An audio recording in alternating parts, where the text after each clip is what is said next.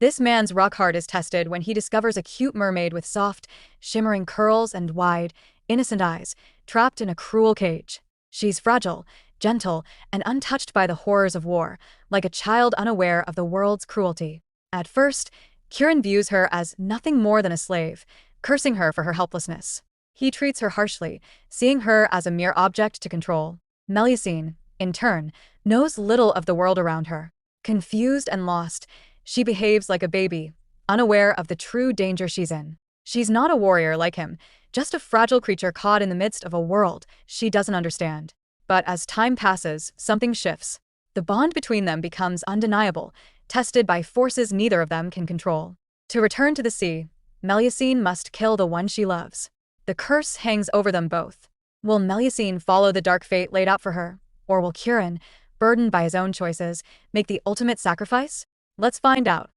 As it turns out, a certain Grand Duke had orchestrated a rebellion, and the Emperor was furious. He sent Killen to eliminate Baron Barton's entire family. Corpses filled the entire Baron's mansion. Killen walked coldly towards Baron Barton. The man looked at everything in disbelief, but his son had already fallen to the ground. First, he let out a scream. Why? What did we do wrong? Why are you being so cruel to our family? Killen's expression remained unchanged, and the man became anxious. What rebellion? You know this has nothing to do with us. We were framed, and you've seen my loyalty to His Majesty all these years. I don't know much about what you're saying. I only know His Majesty ordered me to eliminate Baron Barton, so you can stop resisting now. The man remained unmoved, cursing Killen more excitedly. Just the Emperor's dog. As your former master, I feel sorry for you. I curse you to pay for your killings. You go to hell. The man felt extremely irritated. He took up his sword and cut him down. I told you not to resist. At least that way, you could go to hell with dignity. Killen looked at the room behind the man, suddenly becoming interested. It was filled with various animal skins and treasures the man had collected. He couldn't help but find it laughable, talking about him going to hell, yet none of his own deeds could be forgiven. A large red cloth blocked Killen's view. He curiously pulled down the cloth, and unexpectedly, inside was a beautiful mermaid. Sir, are you in there? We've mostly cleared the scene. Keep your voice down. Sir, that's a fish. No, to be precise, it's a mermaid. I heard Baron Barton liked collecting rare treasures. I didn't expect him to have caught a legendary mermaid. Sir, collecting itself isn't a problem, but legend says if you harm a mermaid, you'll be killed by it. Perhaps Baron Barton's death is related to this. You're wrong. He died because he planned a rebellion. It has nothing to do with the fish. The mermaid Milu curiously watched Killen, making some incomprehensible sounds. Killen wanted to pack up everything here. Anything living on this land belonged to His Majesty. But, sir, does the mermaid belong to His Majesty too? Of course. Go check the situation in the other rooms. I heard they seem to be leaving. The little mermaid became somewhat panic-stricken, looking around at the tank just as Killen and the others were discussing their next move. The mermaid's body crashed against the tank. Killen watched her playfully while Ian was quite puzzled by the mermaid's behavior, saying she was trying to attack them but clearly doing this would hurt herself. I don't know what she's trying to do, but I think she wants to go to hell to see her old master. Killen raised a sword, approaching the tank. Sir, are you planning to kill her? Why not? Didn't His Majesty say to eliminate everyone in the castle? But, sir, wait.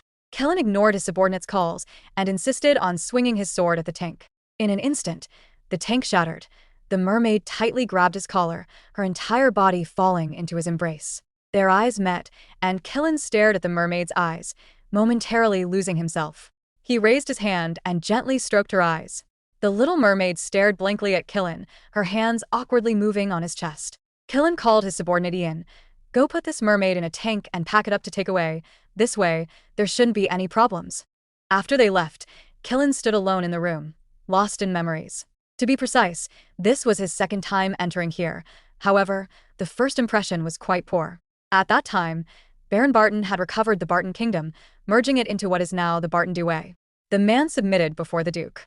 Killen watched all this happening with lifeless eyes while his former master, Baron Barton, looked quite proud. He humiliatingly told him to watch carefully. Killen smashed the statue the man was so proud of on the table. These damn memories always made him irritated. Sir, the mermaid has been brought to you. You just told me to put her in a tank, but she has legs now. She turned like this after the water dried up. I didn't expect this fish could mimic humans. It seems Baron Barton was quite good at collecting. Killen lifted the little mermaid's head, finding many scars on the mermaid's body. He felt somewhat unhappy, turning to question Ian. With so many scars on her body, is this how you treat spoils of war? Ian replied, I told you to take good care of her. Sir, you misunderstand. The mermaid was like that from the start. When we took her out of the water, she was already covered in scars. Perhaps Baron Barton did it. Legend says mermaid tears turn into pearls. I think Baron Barton must have used a whip to torture the mermaid to make her cry tears. Otherwise, it can't be explained. Little Mermaid, can you hear what I'm saying? Did your former master have such habits? The Little Mermaid's body kept trembling, but her eyes were clearer and more beautiful than the sea. Killen once again felt pity for her. He quite liked the Little Mermaid's eyes, seemingly sensing the man meant no harm. The Little Mermaid opened her mouth, making incomprehensible sounds. Ian hurriedly urged Killen to step back. He was quite puzzled as to why everyone suddenly became alert. Sir, I apologize. Legend says mermaid voices can bewitch people's souls. Enough. Stop talking about legends. You've already interfered with me before. But, sir, we should still be cautious. I'm hungry. The mermaid, who had been silent, suddenly spoke. Ian and the others wanted to step forward but were stopped by Killen. I'm hungry. The Little Mermaid carefully grabbed his clothes. She was actually saying she was hungry. I'm hungry. I want to feed. The Little Mermaid gently requested while holding Killen's pants leg. Ian, did you hear that? This fish actually spoke. This is quite interesting. It seems our spoils of war are quite fascinating. Ian, aren't you curious what will happen when we bring her back to the Empire? And so, following Killen's request, they set off for the return journey with the mermaid. The ship was about to enter headwind waters. Killen quickly commanded to raise the rear sails. Someone leisurely strolled over. Sir, this journey has been quite long. We not only subdued the Western nomads but also successfully suppressed Baron Barton's rebellion. After half a year, we're finally returning to Tristan. Ian, if you have something to say, just say it. Don't beat around the bush. Yes, sir. It's about that mermaid. We're about to enter the Persian Sea. Don't you think we should release her there? Besides, didn't His Majesty order not to leave anyone from Baron Barton's domain alive? But that's not a person, just a fish. I want to keep her as a pet. What pet? Speaking of which, what is my fish doing now? Ian led Killen to the mermaid. The Little Mermaid was hiding in a corner, her body constantly trembling. What's wrong with her? Maybe she's too confined. She keeps tearing at her clothes, but her complexion is also. Didn't I tell you to feed her before we left Baron Barton? About that, I'm not sure what happened. I gave her all the fish left in the castle. That barrel of raw fish I found in the mermaid's room. I assumed that was her food, so I gave it to her. Though, come to think of it, eating raw fish is normal. A mermaid couldn't possibly drink soup and eat fried food like humans. Killen walked to the Little Mermaid. Just stay still and don't move. He put his finger in the mermaid's mouth. The mouth temperature was normal, but looking at her complexion, she seemed about to die. This is too strange. Sir, what should we do? Should we just release her back into the deep sea? She needs water. What are you standing there for? Go get water. But she's thirsty. And we've prepared water for her to drink, but even when we put it in front of her, she won't drink. Killen snatched the water bottle from the maid's hand. She's a mermaid. Don't you know they need something more than water? Saying this, he poured the water from the bottle all over the Little Mermaid. Miraculously, the mermaid, who had been dying, immediately regained her vitality, blinking her eyes innocently as she looked at Killen. How are you feeling? Are you better? The Little Mermaid shyly raised her head, muttering incomprehensible words. Call Third Fu to come check on her, then let me know when she's better. With that, he was about to leave the room. The Little Mermaid panicked. She crawled on the ground, using her last bit of strength to grab his pants. What are you doing? I don't want to keep such a weak pet. The Little Mermaid climbed up his body, cupping his face.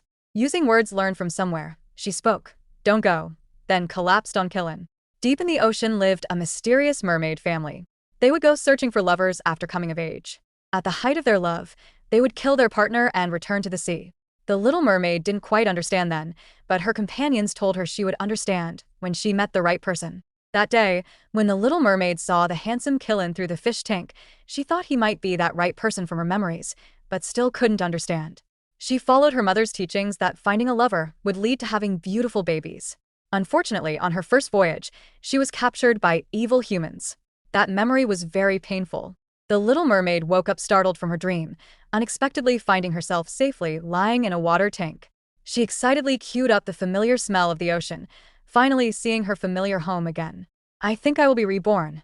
Killen quietly observed the Little Mermaid from the side, surprised that she had regrown her tail. The little mermaid noticed him too. She happily swam to the edge of the tub, excited, wanting to ask the man if he had been helping find water for her. She was grateful for everything he had done for her, but didn't know how to use her tongue to speak. Little mermaid, are you feeling better now?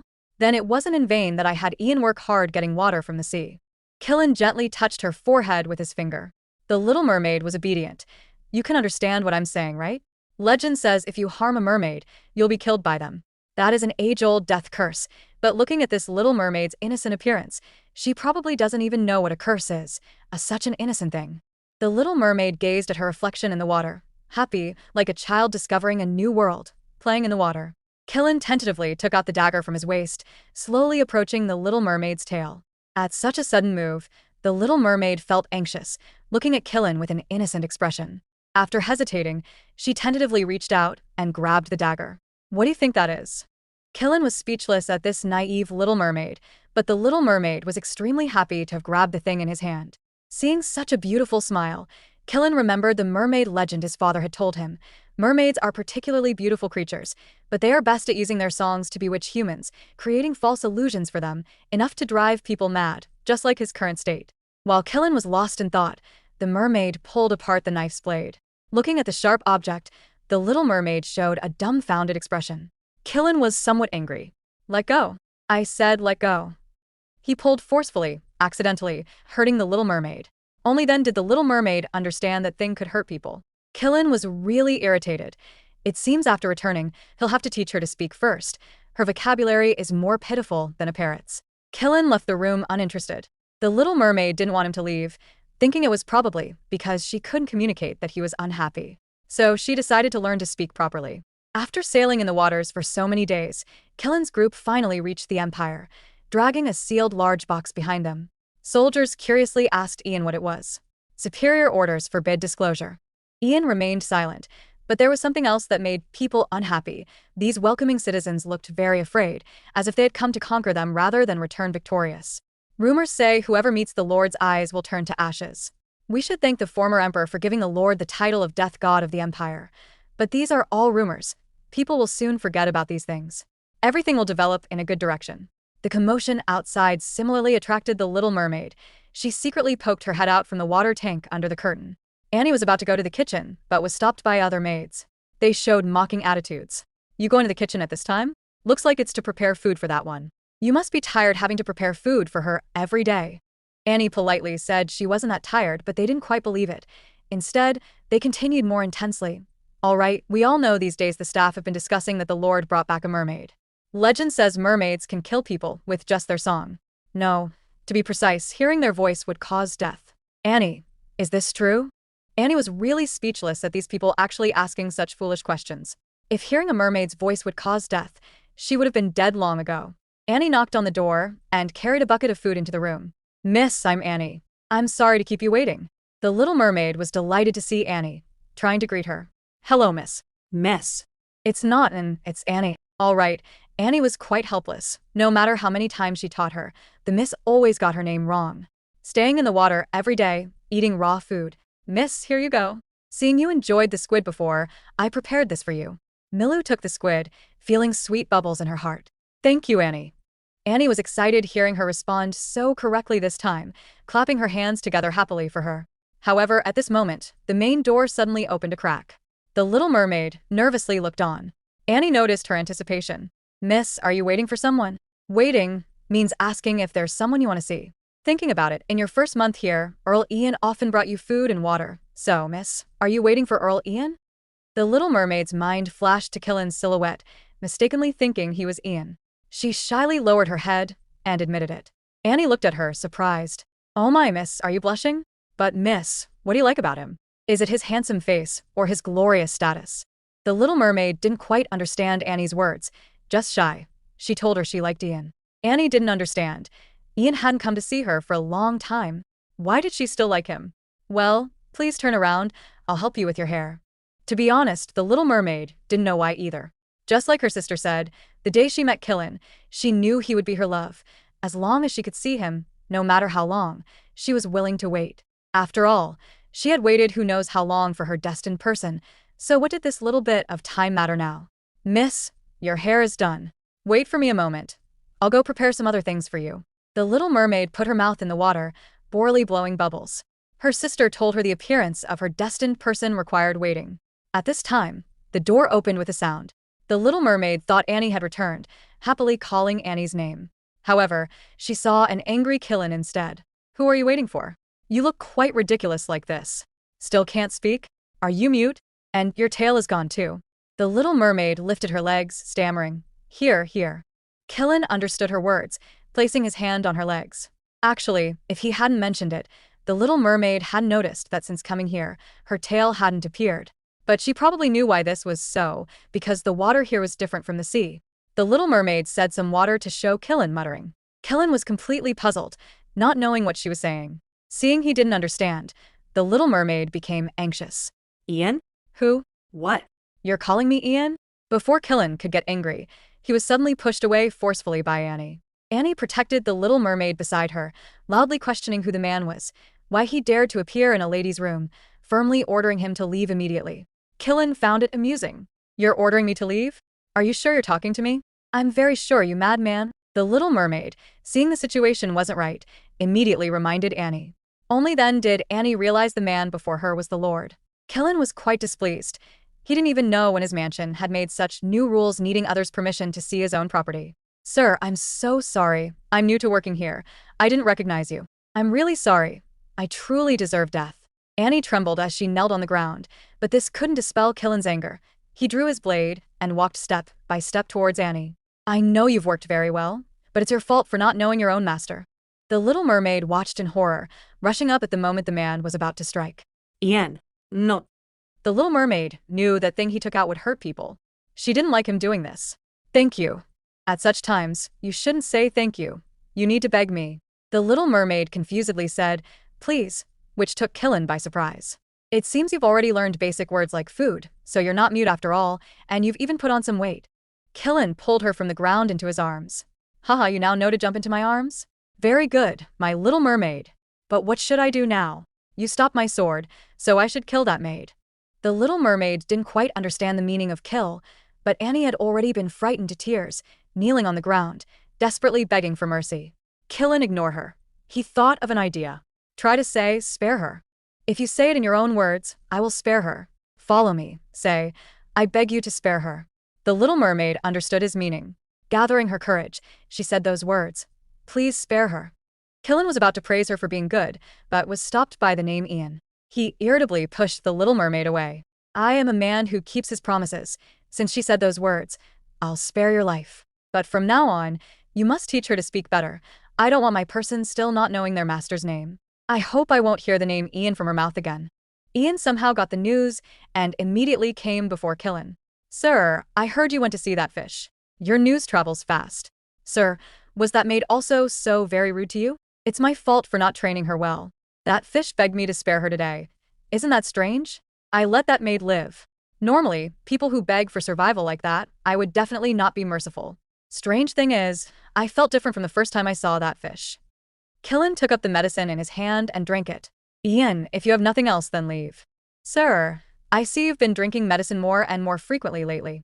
I'm worried too much will harm your body. Although this is addictive, it's better than me not sleeping for 4 consecutive days, right? Ian, I don't want to say things twice. Yes, sir, actually, Kalon didn't want to be like this either, but whenever he closed his eyes, those scenes of people begging would appear in his mind. He was sick of such dark nights. The unintentionally kept Little Mermaid brought new vitality. Since Annie became the Little Mermaid's personal maid, she learned human language and behavior every day. Miss, this way. The Little Mermaid carefully walked, holding the wall. Whenever she was about to give up, Annie would cheer her on from the side. So surprisingly, the Little Mermaid showed improvement compared to yesterday. Now can we try walking outside? I'm so excited. Miss, do you want to practice more? It's really heartwarming. I can't help but think of my brothers and sisters. I have a big family. I'm the eldest sister. There are 3 younger siblings at home. Because we were poor, our parents went out to work, while I took on the burden of caring for them. Back then, I changed their diapers and watched them learn to walk. Although they didn't listen to what I said, which was a bit heartbreaking, they are my family, and I love them very much. If you hadn't stopped the Lord last time, I might never see them again. Miss, thank you so much. What's going on here? A woman in red was arguing with maids at the door. Annie carefully led the Little Mermaid to hide in a corner to eavesdrop. Madam, I'm very sorry. We have our orders. The Lord instructed us to send you away first thing in the morning. That's the chief maid. It seems the noisy lady is the one invited by the Lord yesterday. Annie, what is invited? It means that woman spent the night with the Lord. The little mermaid had heard this word before. Her mermaid sister said if you spend a night with your destined one, you can have a baby. It's rumored that the Lord always sends away invited women the next morning. No one has broken this rule yet. It seems this news is true. Miss, the palace is so big. Let's go explore somewhere else. Annie, wait a moment. Annie cheerfully pulled her toward other places. It's quite a pity. She still wanted to ask that woman what it felt like to spend the night with the Lord. In distant memories, the teacher was arrested by the crown prince as a traitor. He ordered himself to kill his own mentor, but Keelan trembled, holding the sword, and couldn't bring himself to do it. The crown prince became furious. If you don't kill him, then you'll be the one killed. Keelan couldn't believe that was his teacher. How could he do such a thing? Kylan, remember from this moment on, he is no longer your teacher. He is a traitor. He almost leaked information, harming the entire country. No, Your Highness, this news isn't true. I beg you to spare him. Emperor, Your Majesty. Kylan begged his emperor brother. Not only did he not get a response, he was slapped hard. Kylan, you are unworthy of being a royal member like this. I now order you as emperor to kill him or kill yourself. This is the only way you can prove your loyalty to me. Otherwise, you have no choice. But this isn't true, teacher. How could you possibly be a traitor? You taught me so earnestly. How could you casually disregard our people? The teacher knelt numbly on the ground without any response. Keelan became anxious. Please quickly deny it. This way, I can do my best to help you. Your Highness, please stop resisting. You should follow His Majesty's orders. Continue. Traitors will always be punished. Your Highness, remember that the sword is the ruler's scepter. It can help you better establish relationships with court officials. It's not just a symbol of killing and harm. Learning swordsmanship can better protect the people. Your Highness, you must live on with no choice. Kylan killed his teacher. That was a terrible memory. Keelan irritably sat up from the cushion. Miss, wait. You need to put on shoes before running. Sweet laughter from the little mermaid came through the window. This made Kyan's mood improve somewhat. Endless nights were sleepless nights. Kylan had had enough of such darkness. He angrily smashed the bottle full of medicine. That medicine had completely lost its effect on insomnia. Over these years, no matter what medicine Kylan took, nothing worked. But he didn't want to resign himself to living with darkness. He hated it so much. At this time, the little mermaid's laughter from the day echoed in his mind. It seemed her voice could provide relief. Historical records state mermaids are very beautiful creatures, but one must never be deceived by their appearance. Otherwise, their songs will steal your soul, since their voice is powerful enough to steal souls. Kylan suspected this might help with his insomnia. After all, there were no other options now. Heavens! Your Highness, what happened here? Seeing the room in chaos, Ian was particularly worried about Keelan's state. Ian, you've come at just the right time. Go bring the mermaid here immediately. The little mermaid swayed unsteadily, holding the soldier's hand, but having just learned to walk a little, she couldn't keep up, almost stumbling. What happened? Can we wait? The soldier paused, hurriedly turning away his face. Sorry, we don't have time. His Highness urgently summoned you. The little mermaid didn't quite understand and could only follow the soldier. When they reached the doorway, the soldier told her she needed to go the rest of the way herself. Enter the room through the living room, turn right, and you'll reach it.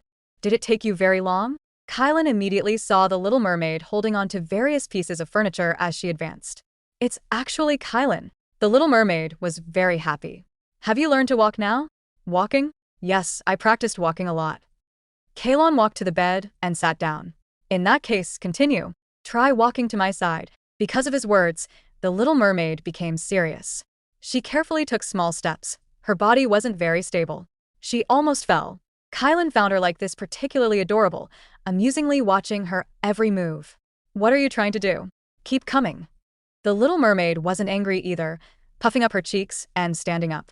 Then taking another step and another, after who knows how long, she finally walked to Kyan's front. She was happy, like a child loudly sharing her joy with Killan.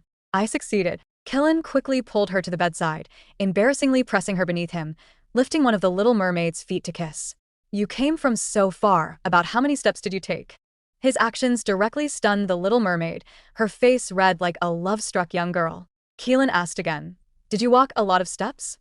No, I'm fine. The little mermaid, with one foot constrained, awkwardly replied. Very good. In that case, sing a song for me. Afraid the little mermaid wouldn't understand, he repeated. Right here, sing a song for me. The little mermaid blinked her innocent big eyes, staring blankly. I told you to sing. Why are you just staring? Keelan put his finger in her mouth. She had grown teeth. Everything was normal. Don't you know what singing is? Is it because you've never learned? Or because mermaid songs bring curses? You're afraid something will happen, so you weren't taught. That maid, though verbally agreeing to try her best, is just like everyone else. Believing in their hearts that mermaids are monsters from the deep sea, she will surely harm humans. How amusing.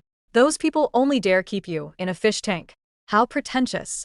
When Kylan said pretentious, the little mermaid had a reaction. You understand this word?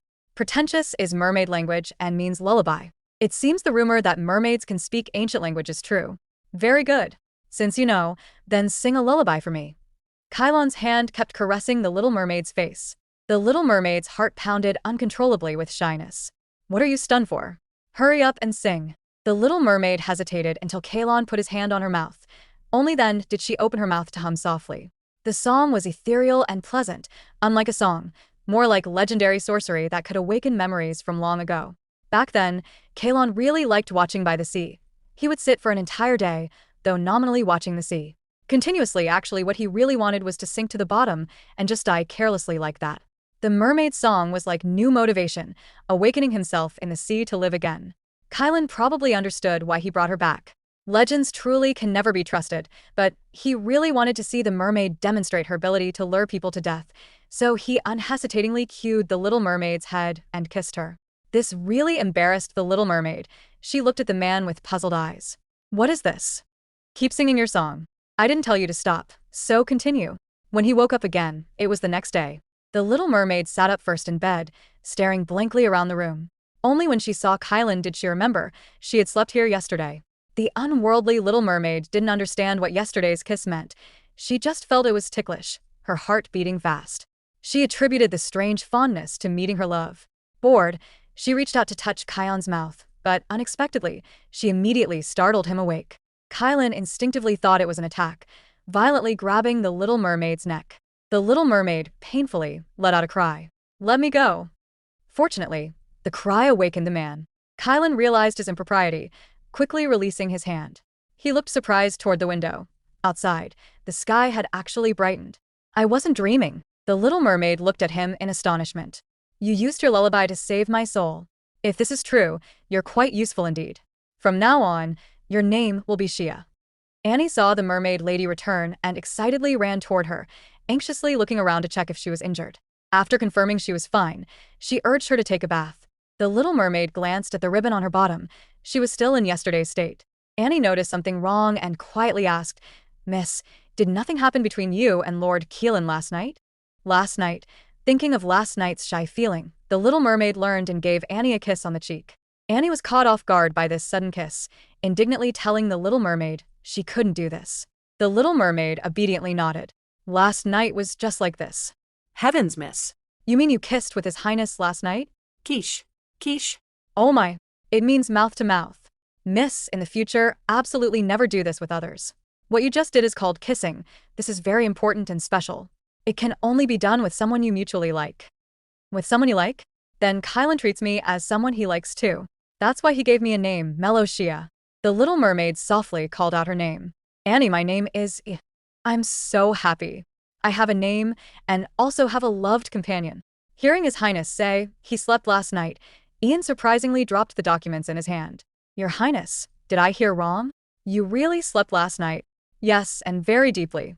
Just how is this achieved? I can't really say. After all, in the 5 years since the former emperor passed away, my insomnia medication hasn't worked. Was it because of the mermaid? If it really was the mermaid, then summon her again tonight. Isn't that why you came at this time? I just asked you what Duke Cassina has been doing lately. Ian nervously picked up the fallen document.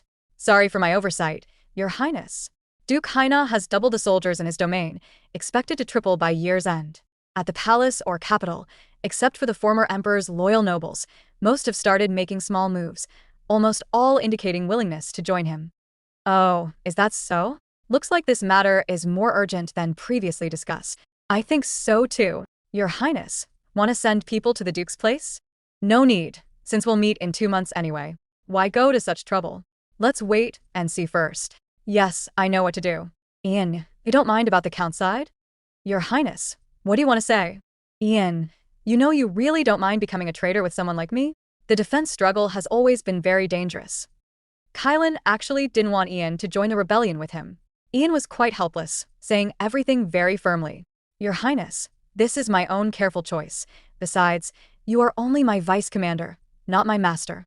Your Highness's choice is my intention. I will follow you until the end. Kylan smiled at the corner of his mouth, quite satisfied. Ian, thank you. If there's nothing else, you can leave first. Yes, Your Highness. Rest well. But wait. Continue to call the Little Mermaid over tonight.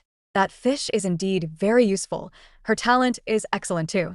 After Ian left, Kylan leisurely lit a cigarette. He began to wonder how many times he needed to hear the mermaid's song to find eternal peace. Your Highness wants the mermaid lady to go over? The guard came to get Shia, like, yesterday. Annie was stunned for a moment before reacting. She excitedly told Shia, Miss C, I was right. His Highness would surely summon you tonight. Fortunately, I did your hair in advance. I bet Lord Kylan will really like it. The Little Mermaid tilted her head curiously, wondering what that was. Miss, be careful on your way.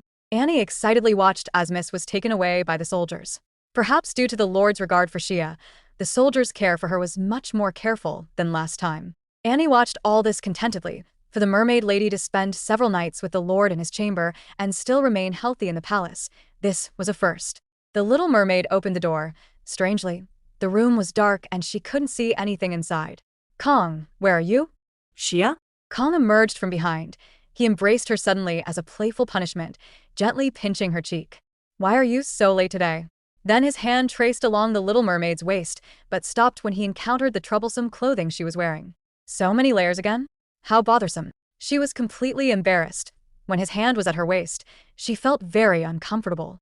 Kong noticed this. Would you like me to help? The Little Mermaid shyly nodded. Kong removed the pearl necklace from her neck. He buried his face in the Little Mermaid's neck. Your usual scent is gone. That maid always does things she shouldn't. After a moment of silence, he finally said, Shia, why don't you take off these clothes too? Take off clothes? The Little Mermaid didn't understand what this meant. Kylan sighed helplessly, saying he didn't want to keep a useless pet, but he still helped her remove the dress. As the constraining dress slipped off, the Little Mermaid blinked her eyes and blushed. Don't tell me you're still feeling shy. I know, I feel wonderful. My whole body feels so light now. Thank you. You're adorably silly to be happy about such a small thing. If you really want to thank me, you can repay me by doing what you should. He lifted the Little Mermaid and placed her on his knee. Shia, sing verses for me. When the first ray of morning sunlight entered the room, the Little Mermaid woke up. Recently, she had been spending every day with Kylan, and she was very happy in her heart. But she hadn't received a kiss like last time, which made her a bit disappointed. She sweetly caressed the sleeping Kylan. We spent the night together. Now I can give birth to little mermaids that look like him. I'm so happy. I hope they come quickly because his nose and eyes are so beautiful. The Little Mermaid devotedly placed a kiss on Kong's forehead. Unexpectedly, the man suddenly woke up. She shyly covered her mouth. Shia, I didn't expect you to do such things. You really make my heart flutter. He held the Little Mermaid's hand firmly, deciding to give her a small punishment. Don't cover your face. Kong leaned down to kiss her, and the Little Mermaid closed her eyes and nuzzled against his lips. The kiss wasn't enough to satisfy Kong. Let me teach you how to kiss properly. Just relax. The flowers in the garden were blooming beautifully. The Little Mermaid, wearing a pretty dress, rushed eagerly into the flower bed. Annie called out anxiously from behind. Miss, you've forgotten to wear shoes. Shoes? Again, I don't want to. They're stuffy. She stepped barefoot onto the grass. Seeing a patch of blooming yellow flowers, she became as happy as a silly fish. Annie, the flowers are even prettier than last time. I remember this. Annie told me before these are called fuchsias, but what's that moving thing up there called? Kong saw the Little Mermaid from afar. Shia, are you playing in the garden today? She gently extended her finger, and a butterfly landed on it. What's this moving flower called? Shia, that's not a flower, it's a butterfly. A butterfly? Oh. In your language, it's called Psyche. Watching the butterfly fly towards the sky, the Little Mermaid called out the man's name. Kion. The name wasn't pronounced correctly, and Kong flicked her forehead in displeasure. I'm happy you remember my name, but your pronunciation is terrible. Go back and practice more. I'll call your maid to come get you. Go back when you're done playing. Seeing Kong turning to leave, Xia felt reluctant and hurriedly followed behind him. Wait for me. Let's go together. Kong was quite helpless with such a clingy, silly fish, but since she was his, he could only spoil her. Follow if you want, it's up to you. Being allowed to follow him made Xia extremely happy, completely ignoring Annie's calls. She chased after the man. Kong arrived at the training grounds, a place where men frequent. Annie was worried. Miss, this is where soldiers train. It's not appropriate for us to be here. If His Highness takes offense, we might be expelled from the palace. But the Little Mermaid was completely captivated by the new sights, totally ignoring Annie's words. Annie, look over there. There's Kylon. Kylon appeared in front of the soldiers, riding a black horse. Speaking of the Grand Duke, Annie's face showed admiration. The Grand Duke is truly a remarkable person. My father is also a soldier at Tristan Castle, and he told me that His Highness is the only commander who personally participates in training every day. All right, training is over for today. Kong left, and the Little Mermaid excitedly chased after him. Annie, lost in memories, turned to find that her miss had run off again. She anxiously called out from behind. Miss, please wait. You can't keep following the Grand Duke like this. It's not proper. Whatever you want. Miss. What do you mean? Helplessly, Annie followed Xia to the dining hall, where the Little Mermaid stared at Kong in the great hall with sparkling eyes. Annie, afraid she would cause trouble, whispered in her ear. Miss, we really can't go in here. Let's return to our room. We'll really be scolded if we're discovered. But why? His Highness is dining with the Count. They must be discussing very serious matters. Food isn't that something you can eat. As if on cue, a guard came out from the main entrance. Annie, thinking something was wrong, fell to her knees and apologized. I'm sorry. We'll leave right away. That's not it. His Highness says you're too noisy out here. Just go. Indirectly upon hearing this, the Little Mermaid's eyes filled with hope while Annie, behind her, was too shocked to speak. The Little Mermaid tried to imitate humans by picking up a knife and fork. She struggled to cut the cooked fish on her plate. Instead of making it to her mouth, the fish flew into the air. The usually temperamental Grand Duke burst out laughing. Kong treated her as if she belonged there discussing business with Ian as usual. This time it will cost about 60 million, but I heard His Majesty the Emperor bought the diamond mine, Your Highness. That mine doesn't have any gems. I don't know why he bought it.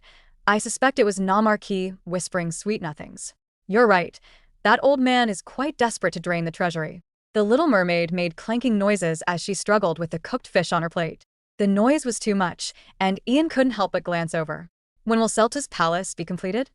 Ian was distracted by the Little Mermaid across from him, suddenly realizing His Highness was questioning him. He awkwardly turned his gaze back. The interior decorations should be finished by early autumn this year.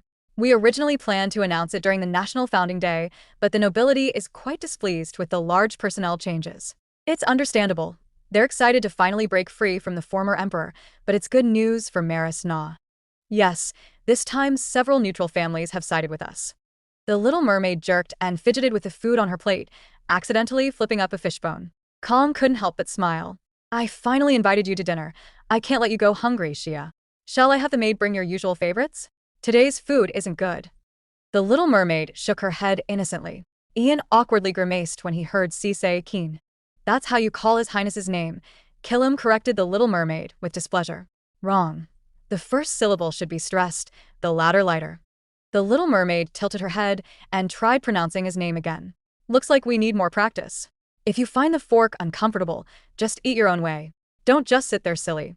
Xia remembered his whatever you want and brightened up. She excitedly picked up the raw fish, put it in her mouth, and ate in big bites, which greatly shocked Ian. Kilong was unfazed. You're eating so heartily, Xia. Is it good? Very delicious. Thank you, Kilong. Ian continued. Tell me, how many people have decided to defect to us? Ian was truly shocked by what he saw. His Highness was actually raising the mermaid like a pet. These days, wherever Kong appeared, the Little Mermaid would follow like a little tail. Ian felt this was inappropriate, but Kong told him not to interfere. The Little Mermaid hid behind the door, planning to surprise Kong. Kong found it extremely amusing. She actually believes I can't detect her. Isn't this interesting, Your Highness? Does this count as interesting? Taming an animal and observing it is quite enjoyable. Your Highness, have you kept pets before? About 10 years ago, there was a fox that was particularly attached to him. Even the master found it very strange. However, Kong found the little fox's constant following annoying, but despite saying so, at night, he still let it sleep in the room with him. Kong treasured this little fox very much. To avoid losing it, he hid the little fox under the bed, repeatedly warning the little one not to come out because brother would soon come here to hunt. He didn't want the little fox to be caught, but the little fox came out on that very day. The corpse lay cold in the forest. Ian, do you know when you catch an animal, you must keep it in a sturdy cage? Annie was helpless about the Mrs. Childish behavior, yet the little mermaid was having great fun. That night, Kong took Shia to the nearby sea. This delighted the little mermaid greatly. If you're so happy, go closer. What about you? I'll wait for you here. I want to confirm something at the seaside. The little mermaid didn't quite understand. She slowly walked into the sea, then jumped into the ocean. Her slender feet immediately transformed into a fishtail. The man called out harshly, but the little mermaid secretly dove deeper into the sea. His eyes were fierce, anger reaching its peak. Kong had ulterior motives this time. He wanted to test if the little mermaid would disobey like the fox did back then. Back then, he had warned the little fox not to come out, but he had overestimated it. The little fox eventually ran out and came to the forest on its own. When Kyong found it, it was already dying. He didn't understand why the little fox had come out at that moment. His brother's hunting party came clanking along. If things continued like this, the little fox would surely be caught by his brother, and at that time, the little fox would die a horrible death. A terrible thought occurred to kill him. He might as well kill the little fox himself. Shia, having received Kyong's permission, happily dove into the sea. Ian was somewhat anxious. Your Highness, the mermaid is going into the sea. Don't worry about it. I'm testing if she wants to escape. Shia, who had been swimming in the sea, quickly returned, but as soon as she came ashore, she was roughly grabbed by Kilong. He pulled her into his arms and kissed her fiercely. The movement was too violent, and the little mermaid struggled uncomfortably. However, at this moment, Kong suddenly pressed a dagger against her throat. Do you miss the sea so much that you'd leave me like this? No, I won't leave. I just want to play for a while. I have no intention of leaving. But why should I believe you? I shouldn't have removed your shackles, he triggered Kilong. I couldn't hear any good words.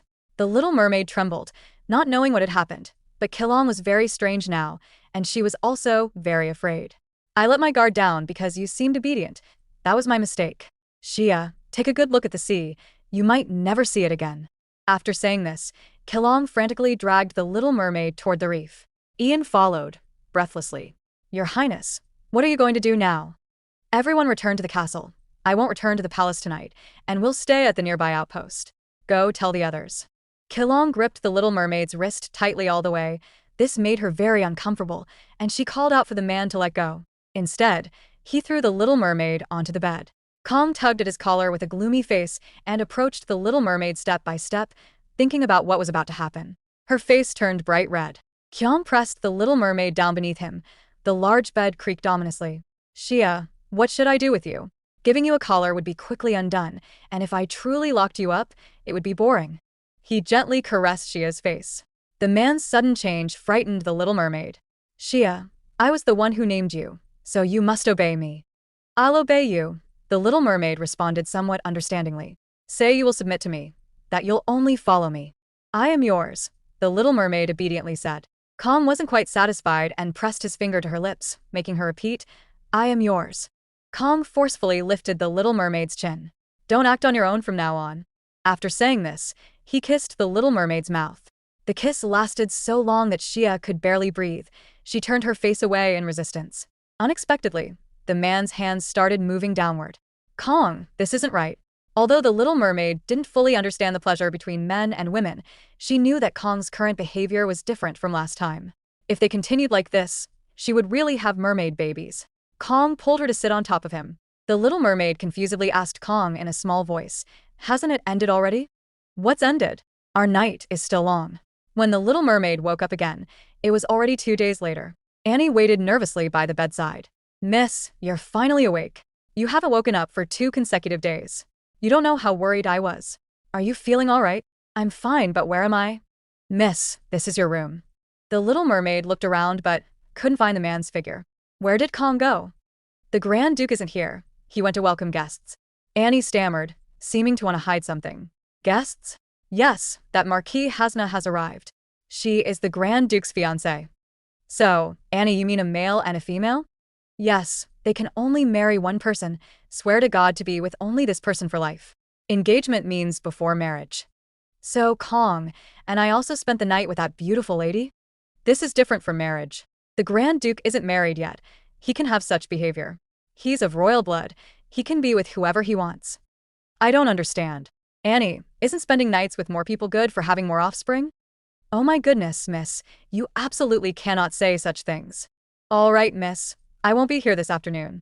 The head maid has sent the junior maids on errands. I need to go to the marketplace. The marketplace is outside the castle. It's where many people buy and sell things, especially now during the autumn harvest Thanksgiving. There are many amazing things and performances. Shia got excited just thinking about it. Annie, I want to go too. No, you must stay in your room and rest today. The little mermaid blinked her eyes and pitifully tried to charm her. Annie, please. Annie really hadn't expected her to use this tactic.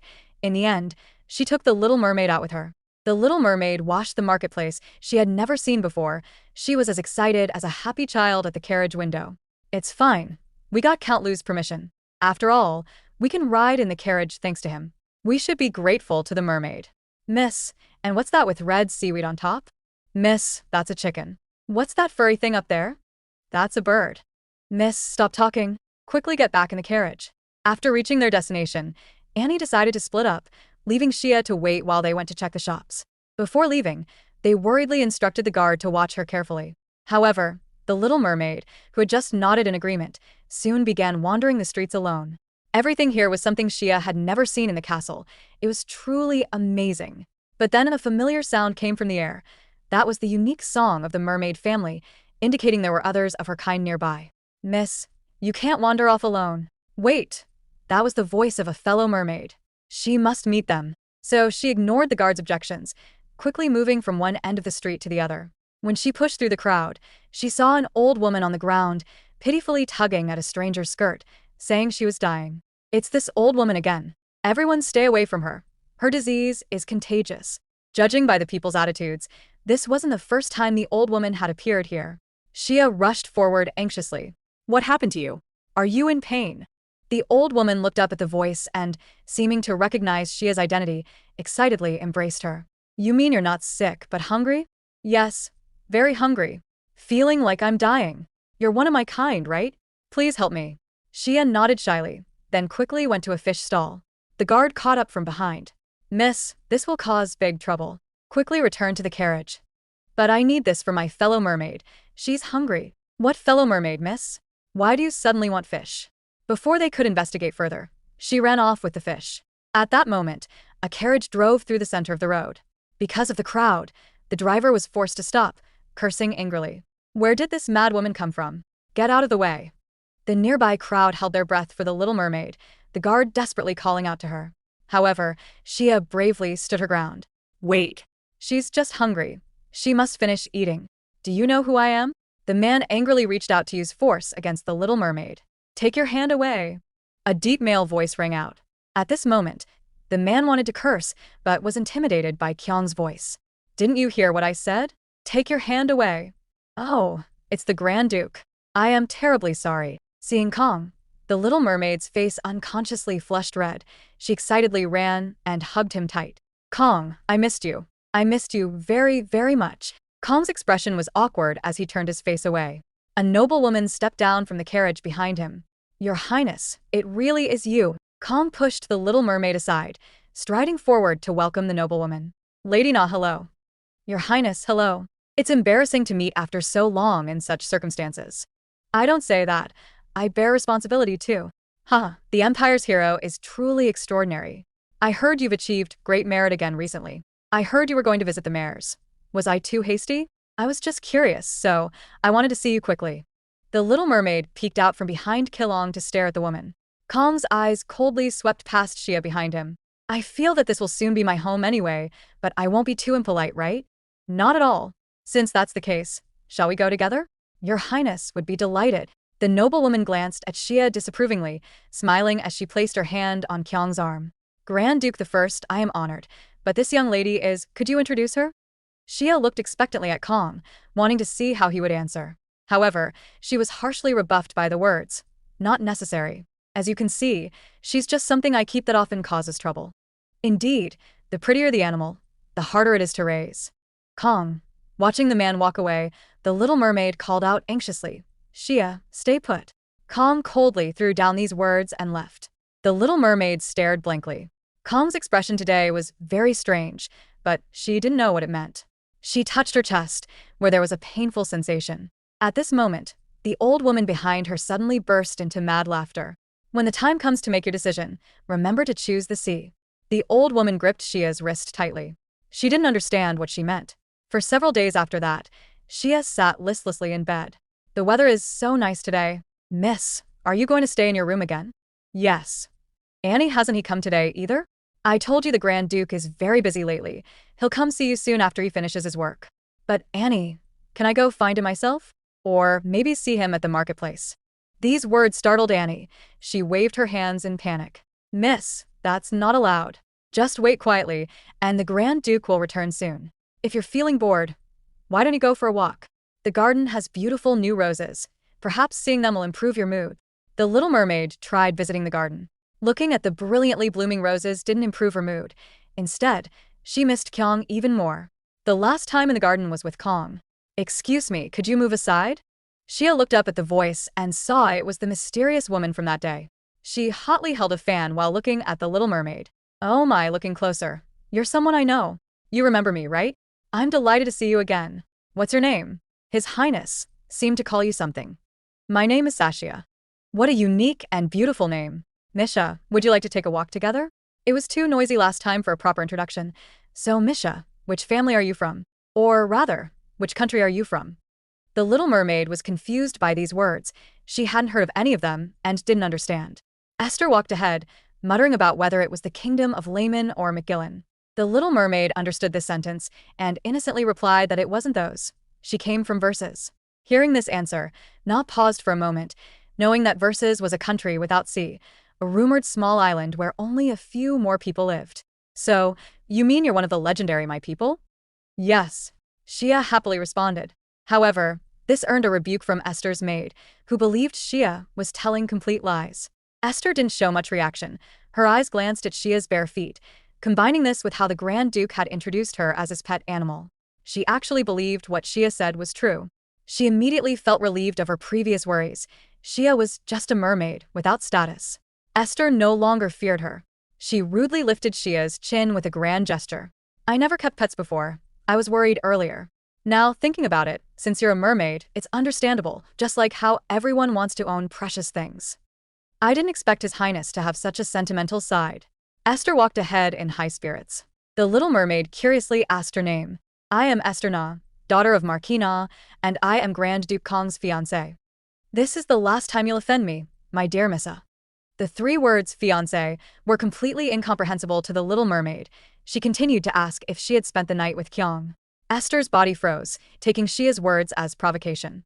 Her eyes turned fierce as she completely lost her temper. Syra, you're becoming less interesting by being too presumptuous. You think being noticed by His Highness makes you proud, or did becoming His Highness's woman make the world different for you? Don't tell me you're already expecting a child. The maid watched anxiously from the side. The foolish Shia hugged her belly, unaware of her hostility, innocently answering, no baby yet, but soon. This only earned greater mockery from Esther. It's all wishful thinking, Syra. You're really pitiful. If you continue like this, it will only lead to your death.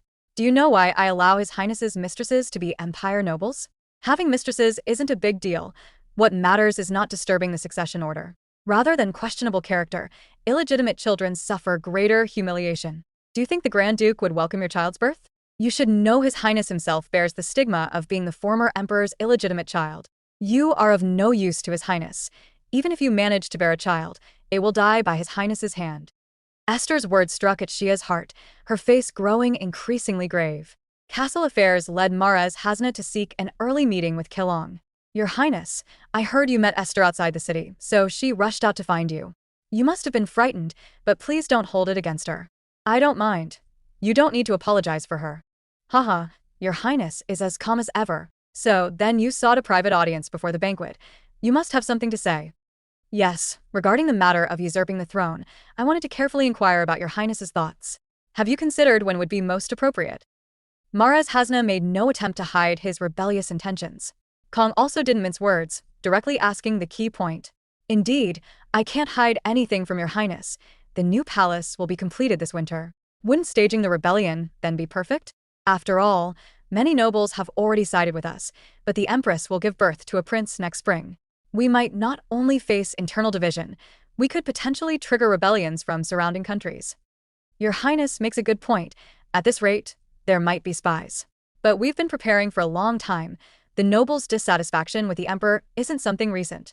Mara's Hasna, when you speak of the nobles' dissatisfaction, isn't it just that you want to clear all obstacles before Lady Esther's marriage? You needn't say more. Help me become Emperor quickly, and your only daughter can become an untainted true Empress. Ha, Your Highness, are you joking? The joke has gone far enough. It's been a while since we met. I got a bit excited. I know what you're worried about. I'll consider the timing. Carefully, thank you, Your Highness. However, there's one more thing I must let you know. My alliance with you isn't just to make my child Empress. From the beginning, I chose you as my lord. Well, thank you for that. Just as Na left the hall, guards anxiously came forward to inquire about the situation. But Na understood better than anyone that Kong despised the Emperor more than anyone else. The Emperor had repeatedly sent him to the battlefield. Rather than being manipulated for him, usurping the throne was the best choice. Otherwise, he wouldn't have agreed to the marriage with Esther. Moreover, the Grand Duke harbored deep hatred for Emperor Ball, so you can rest assured about this cooperation. Although Hassan knew about Kyung's hatred for the Emperor, he forgot that when the Emperor forced him to kill his master, Marquis had done quite a bit to fan the flames on the side. It was he who told the elder brother that Kilong was having nightmares because he killed his master, thus resulting in even more cruel abuse. The Emperor's brother drew out a long whip to punish him. Marquis Na would never know that the door he obediently closed was Kyung's final plea. Kong always remembered this, yet now he claimed with open eyes that he had always been his lord. How absurd indeed. Your Highness, do you have time now?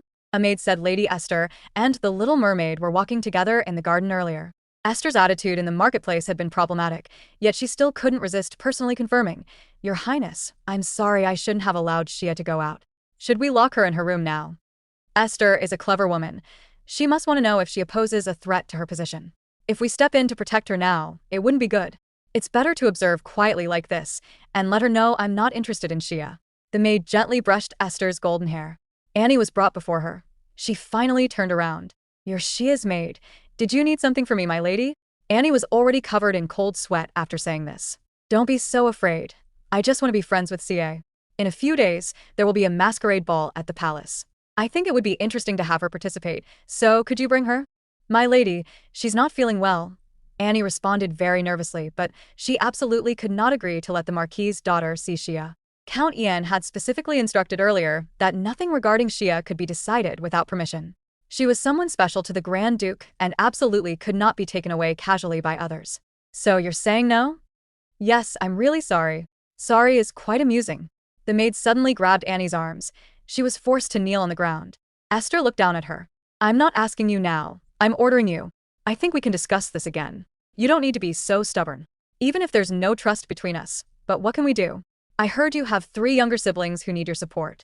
Annie's face grew increasingly grave as she listened. The Grand Duke achieved countless military merits on the battlefield at such a young age. Don't you think your brothers could learn a lot if they went to the battlefield too? Brothers were Annie's only remaining family. She couldn't let them risk their lives. Annie grabbed Esther's skirt, trying to make her spare them. Esther's goal was very clear. It's not that I don't want to help you. After all, real combat experience teaches more. This was clearly a threat for Esther. If Annie didn't agree to help, her brothers would suffer.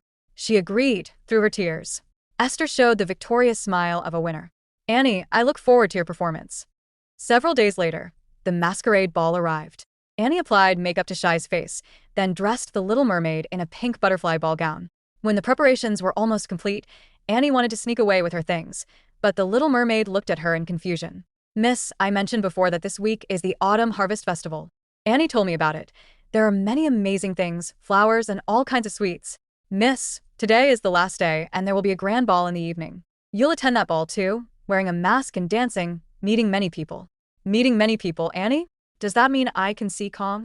There was a knock at the door, making Annie jump.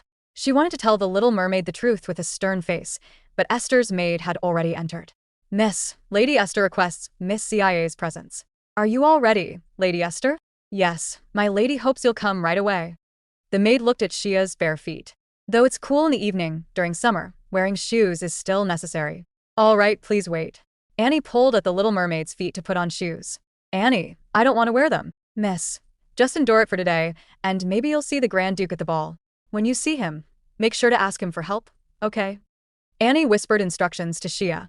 Shia listened in a daze as the maid hurriedly pulled her to the ballroom doors, ignoring her protests. From now on, you must wear this.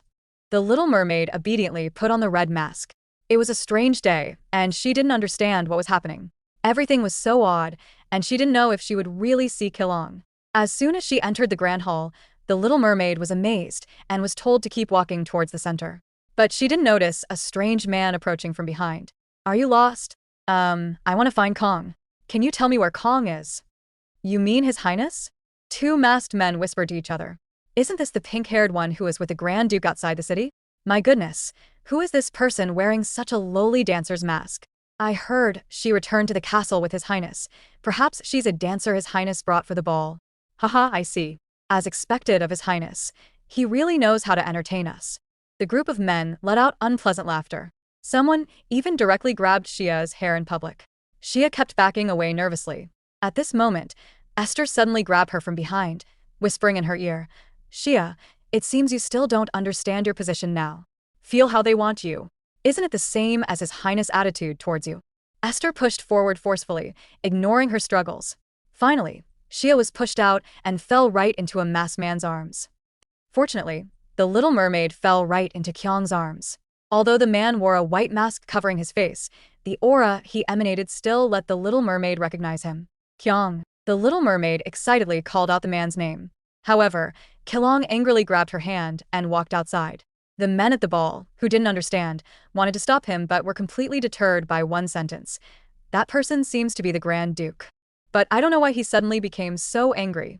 Esther watched coldly, without saying a word. Zia, I remember telling you to stay put. Why do you keep doing things I tell you not to do? Kilong, I missed you, so I came to see you. Is that so? You appear at this kind of occasion, wearing such clothes, and now you tell me you missed me? Do you really want me to treat you like that? Kyung forcefully gripped the little mermaid's chin, then punished her with a forceful kiss. CIA couldn't describe what this feeling was, but she liked it and felt it wasn't nearly enough. But at this moment, Kyung suddenly stopped, his tone full of resignation. CIA, I'm giving you one last chance to go back obediently. The little mermaid was completely shocked, unable to accept such an arrangement. Kilong, I miss you so much. Will you still come to my room? Don't you feel curious about me at all? The little mermaid said one pitiful sentence after another, but Kyung still remained cruel to her. CIA, you seem to have misunderstood something. You're not that important to me.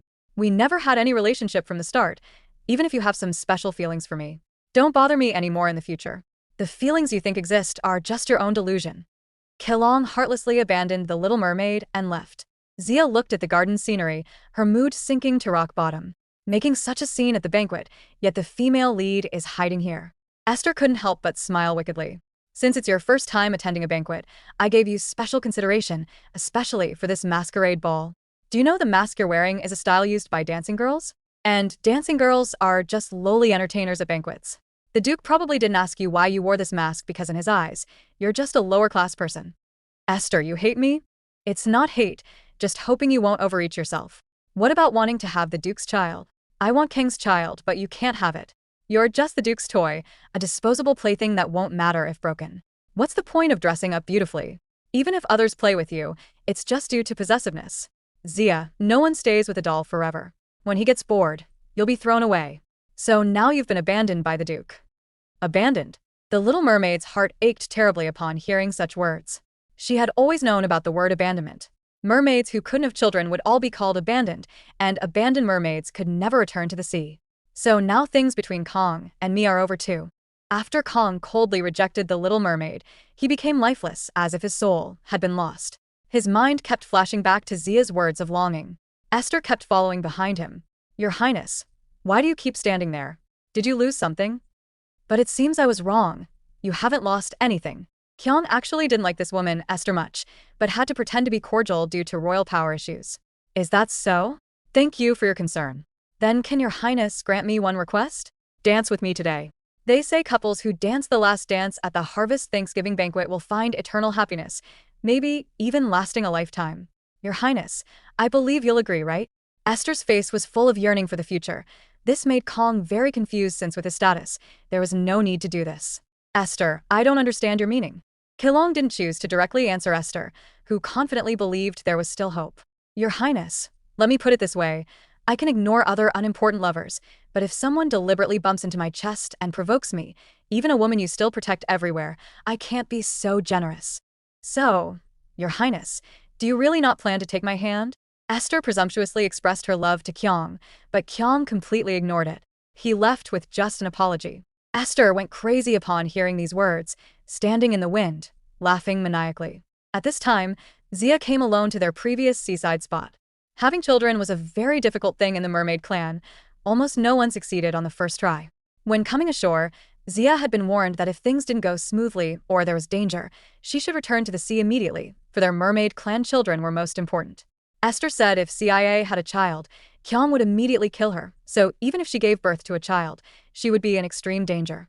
Zia decided to give up on Kilong and seek a new partner, and now the most important thing was to return to the sea, back to her sisters. If they asked about her experience, she would say she almost died getting tangled in a fishing net. She met Kong but mistakenly thought he was her mate. CIA stood by the sea, preparing to painfully cut ties with the man. However, at this moment, a familiar voice came from behind. Kong angrily grabbed her hand.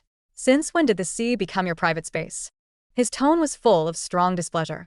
The little mermaid looked at him in disbelief. He was the one who abandoned her first, and now he was blaming others. She struggled strongly in unhappiness, but this completely ignited the flame of anger in the man's heart. I told you not to act on your own, Zia. This is the last chance. Not wanting to hear what Zia had to say, he wrapped one arm around her waist and forcefully lifted her onto horseback. Kilong, wait. Shut up. Don't say anything right now. Kilong angrily covered Zia's mouth. Only then did the little mermaid feel his rapid breathing. She didn't understand why he was doing this. Kyong, if you don't want me anymore, then let me go. Who said I don't want you? I don't understand what you're saying. Let's talk when we get back to the castle. The little mermaid now completely didn't dare to believe his words, but in fact, she still loved the man very much. So a bold idea formed in her mind. She wanted to confirm if the man could become her mate, so she unhesitatingly took the initiative to kiss Kyong's mouth. She wanted to have Kyong's child, but the man suddenly pressed her down on horseback. CIA looked at the man's handsome face and couldn't help but feel shy. She liked having intimate contact with Kyong. However, she hadn't expected such time would last an entire night. When she woke up, the hand that had been tightly held yesterday was trembling. Saa stared puzzled at the white pearls on the pillow, but her movement woke up Kyong beside her. Kong, why did you wake up so early? I let you off yesterday when I saw you faint. So, do you have energy now? No, Kong. Look at the pearls on my hand. Are they real pearls? The precious stones that only the sea goddess can obtain. So, it's true that mermaid tears turn into pearls. CIA obediently lay on top of Kilong like a child. He couldn't help but stroke her pink short hair. CIA, have you cried in front of Duke Bale? After all, he would surely find ways to torment you to get pearls. Kong, it tickles. We usually don't cry. So do humans cry often? Kong, when have you cried? The little mermaid's casual question made him pause. Back then, his master had wholeheartedly taught him, but in the end, he killed him with his own hands. His beloved little fox also fell under his sword. At that time, Kong shed countless tears, probably when sad or in pain. But my tears won't become gems, so crying is an especially useless expression. Useless? Zia didn't understand. However, Kong suddenly leaned down to kiss her again. Again. The little mermaid was very excited. I want Kyung's child, so I want more. For several days in a row, Kyung stayed with the little mermaid. Ian was somewhat anxious. Your Highness, how long do you plan to stay here? Kyung was very impatient. Do I have time restrictions on staying in my own castle? But Your Highness, this is the Villa Maris. Hesna waited for you all night in the office. Oh, is that so? It seems the Maris already knows what will happen. Your Highness, Marquis Hesna will be unhappy if you keep staying here. So what? The banquet will end peacefully on its own. Why did you come here to blame me? But Your Highness, aren't you about to hold the wedding with Miss Hesna? So I think you'd better be more careful. Ian, I've been thinking for a long time. Whether it's Marquis Hesna or her daughter, and you seem to have misunderstood something. Now they are the ones who need us. It's not us who need them. Although Kilong said this, Ian was still worried. Ian, you can spread false news saying you and the Marquis want to rebel, since you can't do it. Ian, remember this. Planting the victory flag on the battlefield isn't everything. Coming back alive is the final victory. Don't just look at immediate benefits. When taking action, we've come all this way with much effort. Don't waste our previous efforts over small issues. Cole's eyes held a fierce look as he said these words. Annie excitedly shouted at the palace. The place where the Little Mermaid now lived was the villa in Triton City. It was built by the previous queen. All the wallpaper and furniture in the villa looked like new. Miss, I heard the Grand Duke grew up here since childhood. She must have brought you here with deep meaning. Annie, I'm not very clear about that. I'm sorry, I was too excited then. Does Annie like it here? Of course, miss. You don't know that being able to work in the Grand Duke's own home is a great honor for us maids. According to the original rules, I wouldn't possibly appear here. Earl Ian told me Miss was looking for me. He said you insisted on keeping me and no one else, but I committed such a big mistake against you. Annie felt very guilty about the previous betrayal, but for Zia, coming here was very good. She had really missed Annie these many days. This made Annie truly ashamed. She knelt on the ground apologizing to the Little Mermaid. Whoa, whoa, whoa. Miss, you don't know how much I regretted letting you go. I won't let such things happen again. Annie kept crying with tears. Z was somewhat worried. Annie, are you all right? Miss, I'm completely fine. Are you going to take a bath now? Let me brush your hair first. Kyung appeared at the doorway at some point. No need to dress up so carefully. It's the Grand Duke. Kong. The Little Mermaid excitedly rushed over upon seeing him. She tightly hugged his waist. Kong, I missed you so much. He picked up the Little Mermaid princess style. Shia, have you been good today? Such behavior was really embarrassing. Kong, you're holding me too high. Put me down quickly. Annie, seeing things developing inappropriately, very tactfully slipped away. Thankfully, rose petals were scattered in the bathtub. The Little Mermaid's feet didn't turn into a tail when placed in the water. Kilong felt puzzled. Sia, so does the tail only appear in the sea? Yes. Strange. Water doesn't cause it. Hearing such an answer, Kong was very happy. He intimately nibbled on the Little Mermaid's back. As long as it's not the sea, the Little Mermaid can't escape. Such intense intimacy was too much for the Little Mermaid to handle. She pushed away Kilong, who was leaning against her back in embarrassment. My body and legs hurt. Is it because of me? Of course it's you. As soon as the words left her mouth, Kong leaned over again, lovingly planting several kisses on the Little Mermaid's mouth. Then what should I do? Should I apologize and say sorry? She shyly lowered her head. He's really too handsome. Even if I tried to lie to him, I couldn't say I don't want it. Zia, as long as you sing me a lullaby, I promise I won't do anything else. You mean sing here? Kilong intimately nuzzled her shoulder. Yes, right here. The two cuddled sweetly in the water. The Little Mermaid's sweet voice filled the air. Kong's irritation slowly faded, but the song suddenly stopped. The Little Mermaid coughed a couple of times uncomfortably. Kyung, there's a strange smell here, spicy. That's the smell of fire. Annie once told me fire is very dangerous. It really hurts when people get close. Shia, do you know? When I was 5, I almost burned to death in this villa. I didn't expect to find memories from back then in this way. Today wouldn't burning to death be very dangerous for Kyung? Did you get hurt anywhere? It was in this very room. To celebrate his soon-to-be-born nephew, young Kilong stayed up late carving a wooden sword by hand. However, just when he was full of joy, a scream came from outside.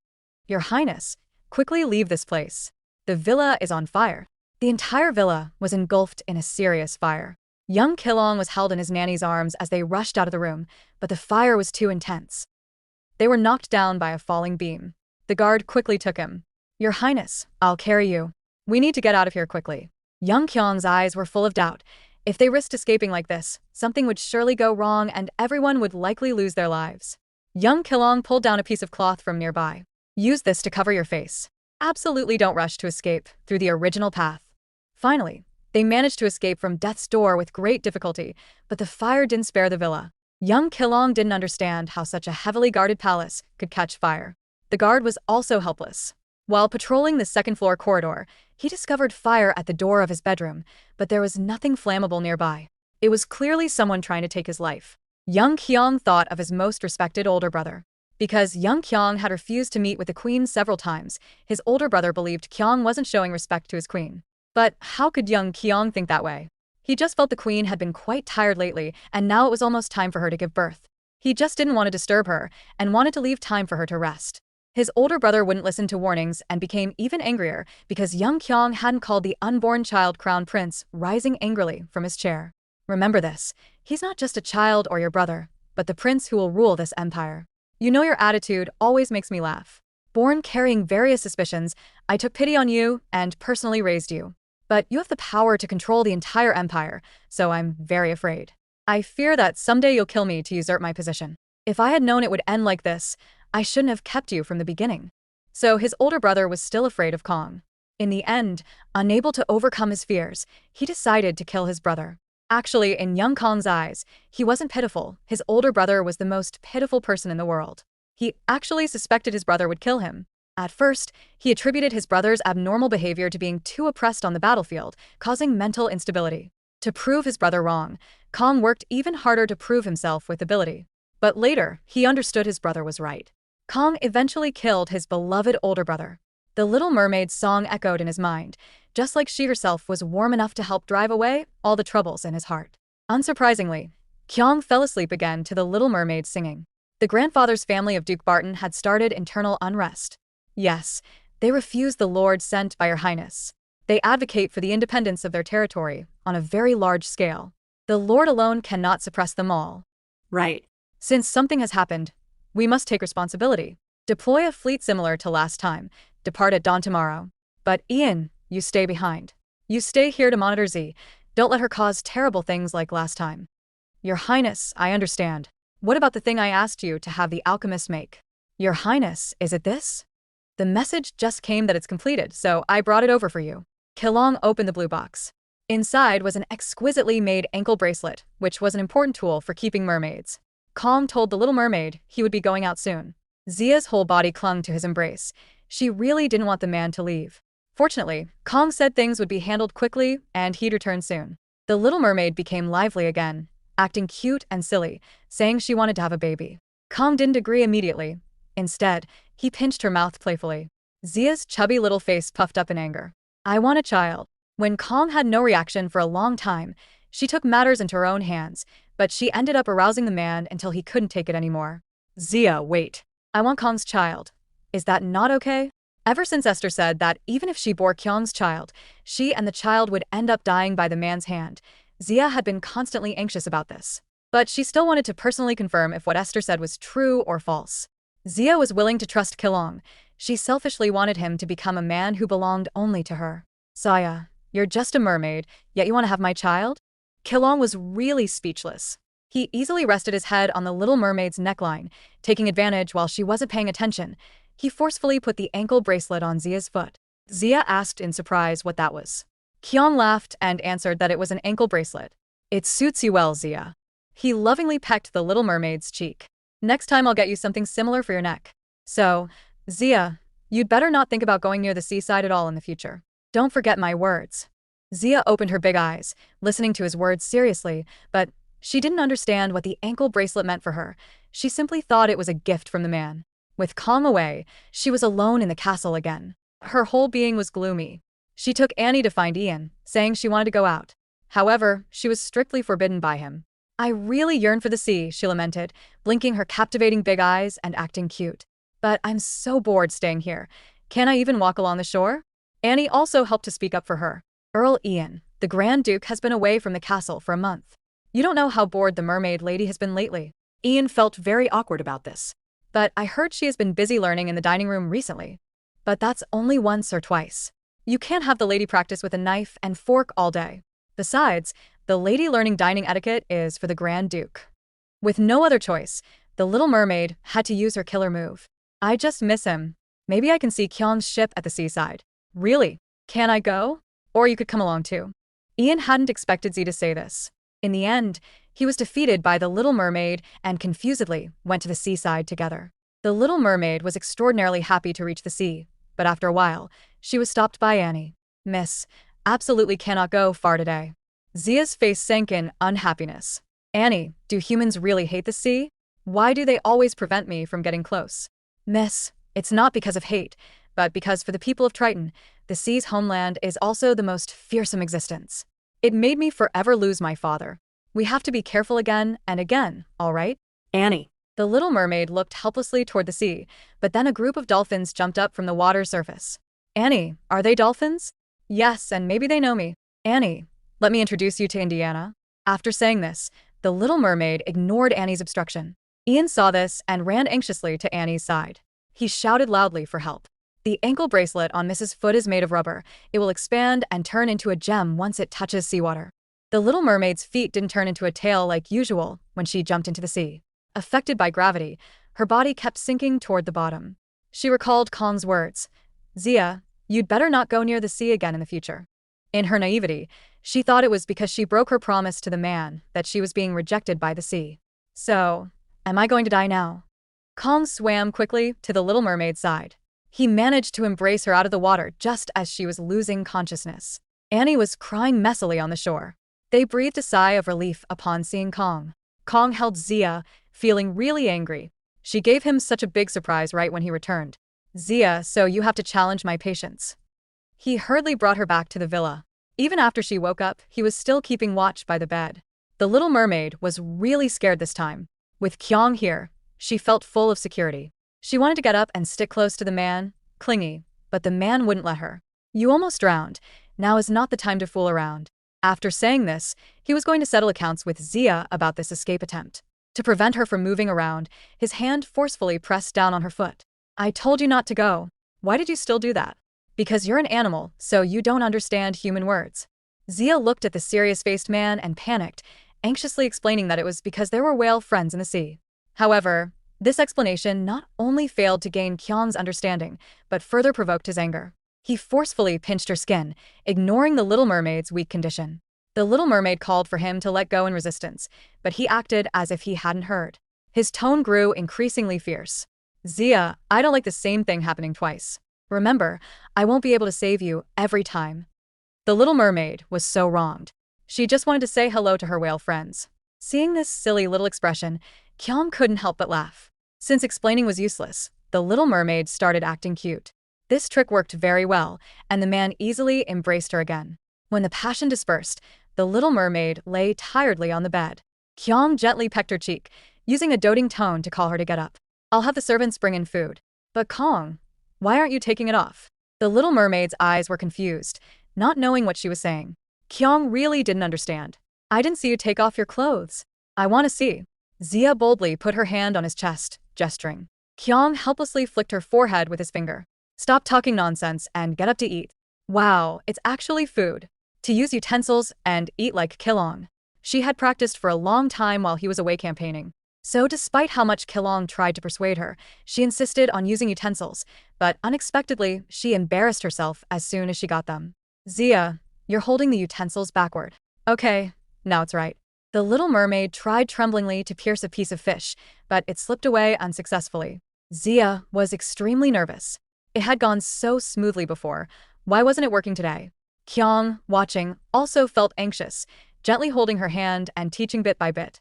His mouth also didn't forget to praise that she had indeed improved. Actually, Zia was so persistent because she had ulterior motives. She wanted to eat in the same way as Kyong. That way he would be happier and the little mermaid could see his smile. She really missed this man every single day. But the emperor's birthday was approaching. Kilong had to leave for a month. A month was endless. The little mermaid didn't want Kilong to leave and proposed to go with him. Kilong really couldn't bear to see his beloved girl sad. Without hesitation, he agreed to her proposal. According to the agreement, Kyong brought Zia along to set out for the palace. Annie excitedly looked out the carriage window. There were many soldiers following to the palace, so the journey would take relatively longer. Palace was a new word Zia had never heard. She curiously asked Annie what it was.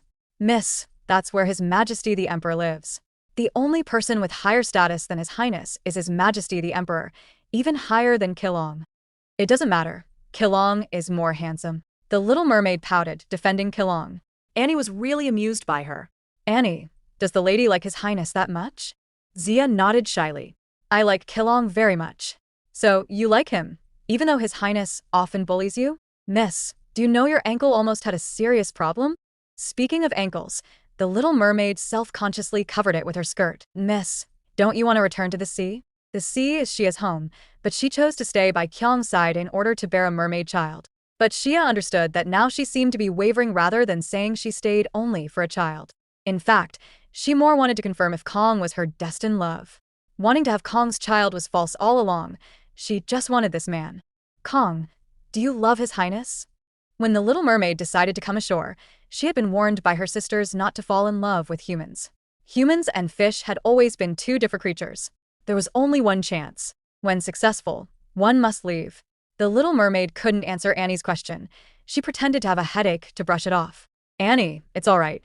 No matter what choice you make in the end, I will always stay by your side. Because it was dark, the troops temporarily needed to make camp, but Kilong was constantly uneasy. Ian reported the arranged matters were already prepared. The Little Mermaid stayed in a second-floor bedroom. They assigned 5 soldiers to guard for this, but Kilong wasn't at ease and added 2 more people. Ian felt he was being a bit excessive, but the traces on the road were very obvious and not at an intersection. Besides, the hunting season was already over. The tracks on this mountain path were clearly left by them. Your Highness, I understand. Then I'll arrange to extinguish the fires to create the illusion everyone is asleep. Just be ready to prevent attacks at any time, especially remind the soldiers around the bedroom to be more careful. Annie, wake up. Zia anxiously shook Annie on the bed. Annie lazily opened her eyes. Miss, what happened so late at night? I heard strange sounds. It seems something happened outside. The sound? Could it be? Annie thought of terrible consequences, startled, completely awake. On the open ground, Kyong and the soldiers fought hard to repel the attackers. The Little Mermaid upstairs was nervous to the point of her throat tightening when she saw clubs about to fall on the man. She rushed from the bedroom to the corridor, without regard for anything. Kong, be careful. No, it's too dangerous. You come back and quickly.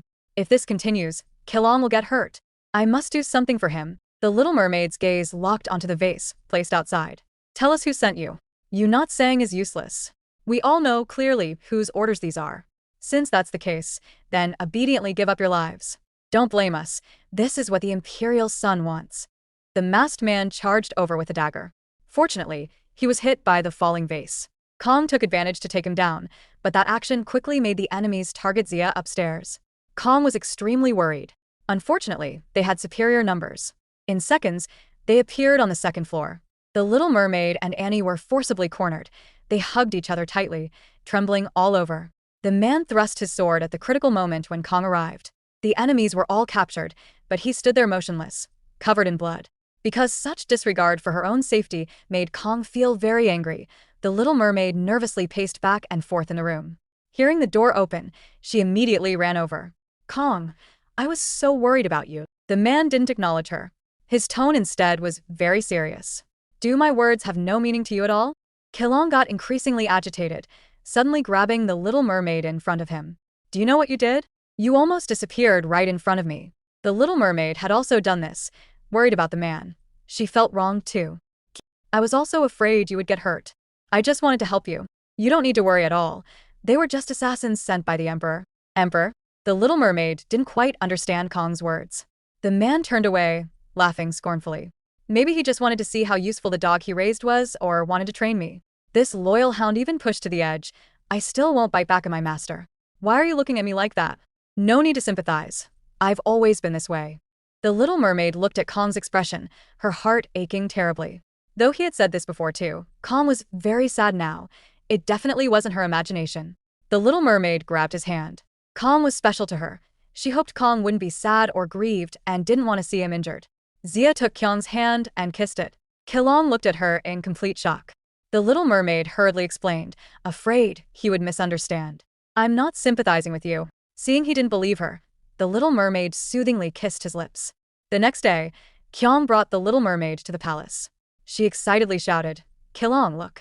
There are flowers everywhere. It's so beautiful and big, even bigger than Cryon. But the most amazing is still Kilong, right? Realizing what the Little Mermaid meant, Kong shyly lowered his head, dotingly scolding her for thinking nonsense. At this time, a soldier walked over. Your Highness, His Majesty orders you to come over immediately. Upon arrival, Kong held the Little Mermaid tight behind him. Ian, I leave her to you. Yes, Your Highness. I'll handle things here. The Little Mermaid was bewilderedly taken away by Ian. Kong followed orders, walking toward the palace hall. That group photo still hung on the wall. The soldier looked at the throne, but there was no one there. Your Highness, sorry. His Majesty hasn't gotten up yet. Kyung was already used to it. He wasn't angry at the soldier. Instead, he turned to look at the other photos on the wall. Back then, the little prince was more innocent and lovely, chasing after Kong's bottom every day, calling him uncle. But later, his brother discovered this and became furiously angry. Who is this? The emperor staggered out, holding a wine bottle. Isn't this my beloved uncle? Long time no see. Your Majesty, why be so distant between us? The emperor walked casually to Kong's side. However, faced with such boring tricks, Kong appeared very impatient, briefly replying it wasn't a big deal. The dramatic emperor, hearing such an indifferent response, suddenly started acting. Do you know how worried I was about you? I thought I had lost you like this. Kilong had no intention of listening further, immediately interrupting, saying, Your concerns have all been resolved. This made his nephew, the emperor, very dissatisfied. Uncle, do you know you're like a person without a soul? You don't laugh or cry. I've never seen you get angry either. You used to be father's puppet. Now you're my dog. Father said you were a lion, and he feared someday you would tear him apart. But in fact, uncle, you're just a hunting dog who doesn't want to be trained and doesn't know his own preferences. So, of course, he can't be tamed. But how could a dog kill its own master, right, my beloved uncle? The emperor cared nothing for Kong's thoughts. He raised the wine bottle in his hand and smashed it on his head. The emperor was satisfied seeing such an obedient appearance. Kong had no way to stop it. He could only make excuses about having nothing to say and needing to leave first. But things weren't as simple as he thought. The emperor's tone became very serious. I have something to ask of you. The Mon Kingdom heard news of the queen's pregnancy and sent an envoy group to visit. Uncle happens to be going to the western border to welcome them. I believe you can do it, just like before. You would do anything I asked. The little mermaid joyfully picked flowers in the garden when suddenly stopped by Annie because she had again forgotten to wear shoes when coming out. This isn't Triton. You must wear shoes no matter what. Annie was really furious. The little mermaid guiltily explained. Her feet were uncomfortable, but Annie wouldn't be fooled by her. She ordered the little mermaid to stay put while she went to get her shoes, repeatedly emphasizing, Don't wander off. Before leaving, the little mermaid verbally agreed, Very well, but upon seeing beautiful butterflies flying in the sky, she immediately forgot Annie's words. She excitedly chased after the butterflies, running along until she unknowingly entered a new garden. The emperor frowned as he looked at her. The butterfly happened to fly in his direction. The emperor slowly rose lazily from under the tree. Just what ignorant creature dares to intrude here? The simple little mermaid didn't hear the anger in his words, but was very surprised, staring at his face. Wow, so beautiful. This was Zia's first time seeing glowing hair. She suspected he was the elf her mermaid sisters had mentioned. Zia quietly stepped closer. Are you an elf? The emperor looked utterly incredulous. What nonsense are you babbling about? How dare you address me this way? Do you know who I am? Just as he finished speaking, the emperor saw the glowing ankle bracelet on Zia's foot. That was gorgeous. Clearly, he didn't expect that he had such special preferences. The little mermaid still hadn't received an answer and asked again. So are you an elf? Perhaps out of curiosity about Uncle's woman, the emperor very obediently played along. This time, yes, I'm an elf. This is my first time seeing you here, so can you tell me your name? His sudden approach startled Zia. She awkwardly turned away.